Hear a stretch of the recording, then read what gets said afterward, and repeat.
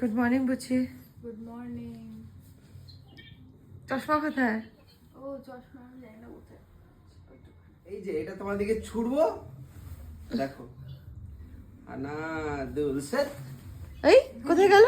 A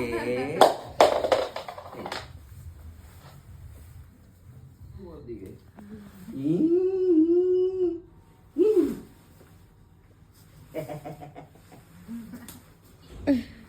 good morning everyone. শুরু হোক সকালটা এক কাপ গরম চায়ের সঙ্গে।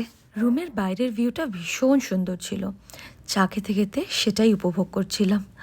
আর তার মধ্যে এতই ঠান্ডা ছিল, আর কুয়াশা বিন্দুগুলো দেখো কাচের মধ্যে কি সুন্দর পড়েছে, আর তার মধ্যে হালকা রোদ আসছে, বেশ ভালো লাগছিল। চলো কালকের এক্সপিরিয়েন্সটা তোমাদের বলি। সিঁড়ি তো কালকে দেখলেই আমরা আসলাম, আমরা হোটেলে এসে গেছিলাম, কিন্তু শিলিগুড়িতে যাওয়ার চান্স নিইনি, কারণ প্রচণ্ডভাবে মানে একদম কুয়াশাতে চারিদিকে এত বাজে অবস্থা ছিল যে বলার মতো না। মানে না সামনে কিছু দেখা যাচ্ছে না পিছনে, তো খুব ভয় পেয়ে গিয়েছিলাম অ্যাকচুয়ালি।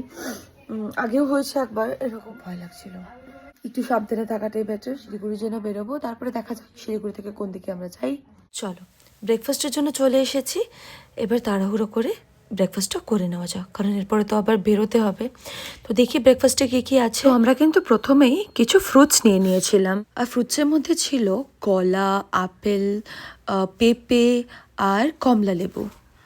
তবে ব্রেকফাস্টটা কিন্তু আমরা সত্যি ভীষণ শান্তি করে খাচ্ছিলাম, কারণ কালকে রাতে এত কিছু হওয়ার পরে। যাই হোক, এরপর আমরা নিয়ে নিলাম অমলেট, তিনজনই নিয়েছিলাম অমলেট, আর কিছু ভেজিটেবলস ছিল, আর সাথে ছিল আলুরও একটা সবজি। আর বনু বলেছিল দোসা খাবে, তো আমরা দোসার জন্য বলে দিয়েছিলাম, ওর দোসা চলে এসেছিল, মশালা দোসা। আর আরও না অনেক কিছু ছিল, অনেক কিছু মানে পুরি সবজি টবজি এসব ছিল।